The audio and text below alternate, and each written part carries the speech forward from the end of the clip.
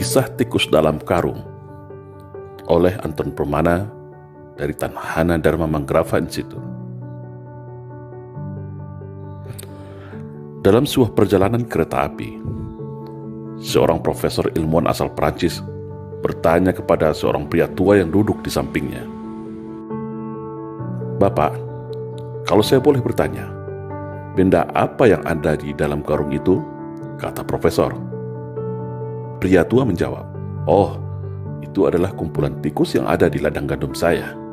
Lalu profesor dengan mimik yang semakin heran dan penasaran melanjutkan pertanyaannya, "Untuk kegunaan apakah tikus itu jauh-jauh Anda bawa dan untuk siapa?" Si pria tua menjawab, "Tikus ini ada yang order buat laboratorium pemerintah sebagai bahan penelitian.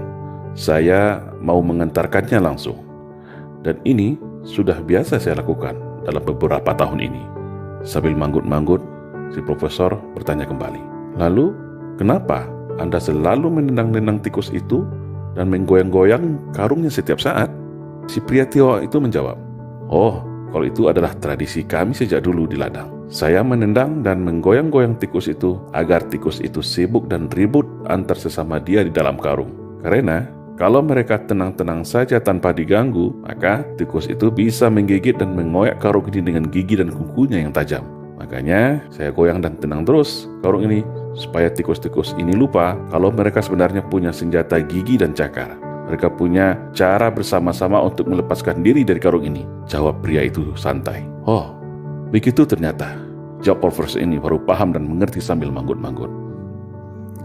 Nah, apa yang dapat kita ambil pelajaran dari cerita di atas kalau kita konversikan kepada kondisi bangsa kita saat ini? Cerita profesor dan bapak tua pembawa karung tikus di atas bisa dikonversikan dengan keadaan bangsa kita hari ini. Sebuah bangsa yang besar, bangsa yang plural, bangsa yang majemuk, tapi saat ini terjebak dalam jurang perpecahan yang begitu tajam dan dalam. Ibarat sebuah piramida kehidupan, mulai dari puncak piramida, tengah dan bawah terpecah belah oleh ego dan kepentingannya masing-masing. Apakah ini natural? Apakah itu alamiah terjadi? Sebagai bangsa yang memiliki sumber daya alam melimpah seperti ini, sangatlah menggiurkan bagi para taipan dan negara maju yang haus akan sumber daya alam. Dan sejarah negeri ini juga mencatat demikian.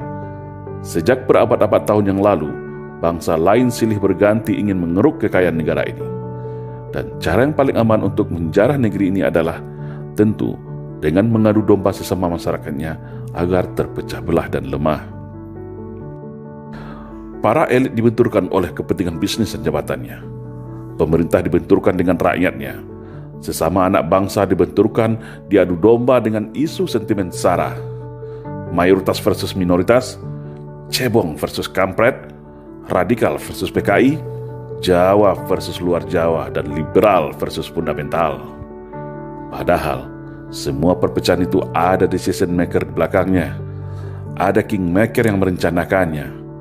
Para elit minorki kekuatan invisible hand yang ingin mengalihkan segala perhatian, menguras energi bangsa hingga kita semua lupa, lengah bahwa bangsa ini adalah bangsa yang besar, bangsa yang hebat, bangsa yang tangguh, bangsa yang ramah, baik dan patriot sejati, sebagaimana pendahulu kita mendirikan negara ini dengan segenap jiwa raganya.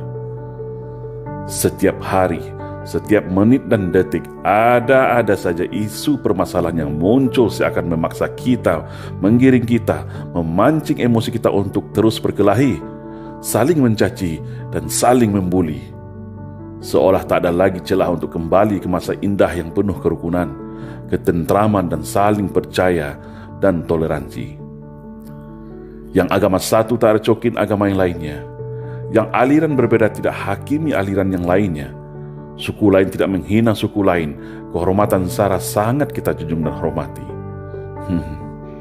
Tapi saat ini, isu sara seolah menjadi amunisi dan senjata untuk memecah belah anak bangsa. Akhirnya yang terjadi, sesama anak bangsa terjebak dalam jurang gelap perpecahan tiada henti, yang membuat para cukong, elit minoriti, kingmaker semua tepuk tangan dan tertawa sambil menghisap kekayaan negeri ini dengan tenang. Sudah saatnya bangsa ini sadar akan jati dirinya. Sudah saatnya kita semua paham arti dari semua perpecahan ini. Semua ada yang mengaturnya, dan semua ada yang menikmatinya. Ibarat kata pepatah, kalau kapal pecah, maka hiu yang akan kenyang menikmatinya.